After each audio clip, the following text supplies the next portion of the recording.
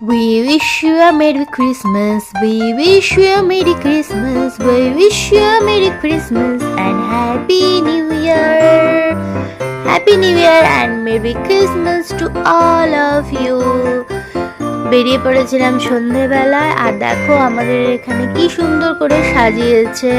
প্রতিবারই খুব সুন্দর করে সাজায়।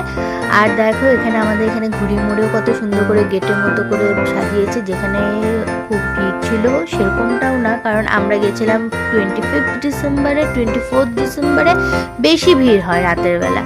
তাও রাতের বেলা সেদিন বের হয়নি, যেহেতু মার শরীর খুব খারাপ, ঠান্ডায় বের হতে পারেনি, তাই 25 ডিসেম্বরে বের হলাম।